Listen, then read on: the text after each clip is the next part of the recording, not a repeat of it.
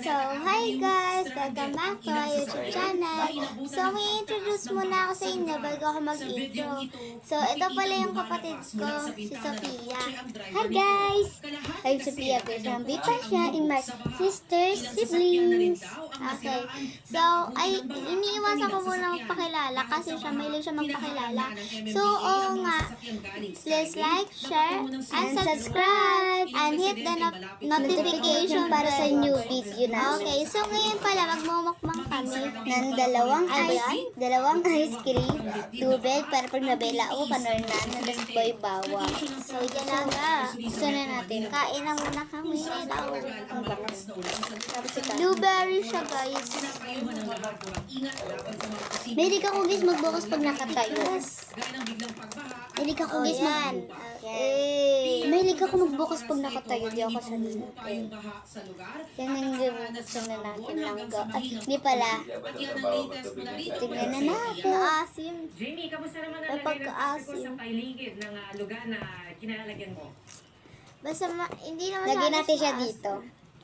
Pia, sa mga oras na ito, may mga nakita tayong MMDA enforcers na nakadeploy sa lugar. Guys, tama tayo dito. At inaalalayan nila yung mga motorista na babiyahe nga dito patungo sa Skyway at patungo nga dito sa may bahagi ng C3 na Caloocan. Pinipigil na nila yung ilang sasakyan dito kakayanin. Dahil dito sa bukana ng kapasok ng dito nga sa C3 sa Skyway, medyo mataas na yung baha. Hindi nga rin tayo maging yung ating news. Crunchy yan. Hindi na pinayagan ng MMDA enforcer na lumusong dahil tagal to.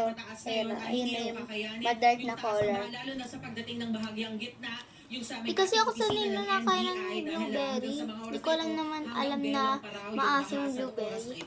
Meron doon chocolate. Maraming salamat. Pero gabi na guys, kita nyo naman nakailo na kami tapos.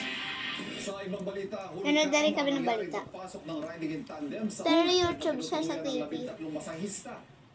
Dalawa umano sa mga ito ang pinagsamantalahan. Sarap. Nakatutok si Nico Wahe. Sarap, sarap niya. Kasi ito yung laman ng boy bawang. Baka din ito. Chili kiss to Di ramdam yung chili. Nakikitang dumating ang riding in tandem na ito. Hanggang ang isa sa kanila, pumasok sa isang compound.